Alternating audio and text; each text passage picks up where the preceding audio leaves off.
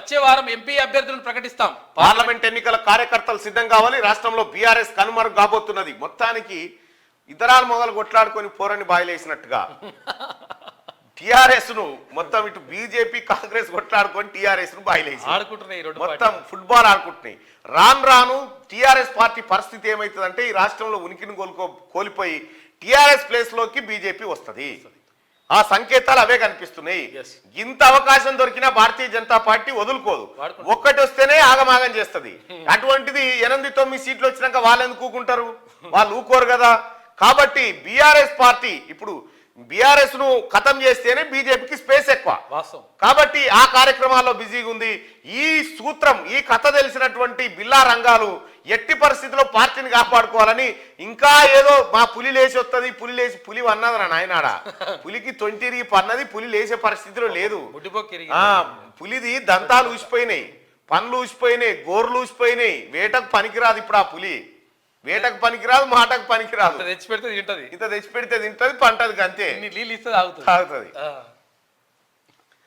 రాష్ట్రంలో బీఆర్ఎస్ కనుమరుగు కాబోతున్నది. ఏ పార్టీతో కలవాల్సిన అవసరం లేదు.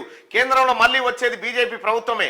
టీబీజేపీ అధ్యక్షుడు కిషన్ రెడ్డి వ్యాఖ్యలు. 29న తెలంగాణలో అమిత్ షా పర్యటిస్తారని వెల్లడంటూ ఒక వార్తను చూస్తాం. దీనిపైన మీ ఒపీనియన్ తెలియజేయండి. రాష్ట్రంలో బీఆర్ఎస్ ప్లేస్ ను బీజేపీ ఆక్రమిస్తుందా?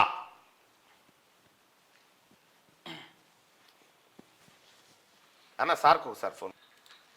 రైట్. తెలంగాణ రాష్ట్రంలో ఇప్పుడున్న పరిస్థితిలో రెండు పార్టీల మధ్యనే వారుండబోతా ఉంది. పార్లమెంట్ ఎన్నికల్లో అది బీజేపీ వర్సెస్ కాంగ్రెస్ గానే ఉంటది. బీఆర్ఎస్ పార్టీకి ఎక్కువగా స్కోప్ ఉండే అవకాశం లేదు. ఎందుకంటే ఈయన ఢిల్లీకి పోయి చేసేది ఏం లేదు, గల్లీ నుండి చేసేది ఏం లేదు. ఢిల్లీకి పోతేనేమో ఈడున్న మార్బేహకాన్ అవతారంలో ఎంపీసీ ఒక్కటి గెలిచినా కనుక అమ్ముకొచ్చని అమ్ముకొస్తాడు. కాబట్టి తెలంగాణలో బీఆర్ఎస్ ప్లేస్ ను బీజేపీ ఆక్రమిస్తుందా?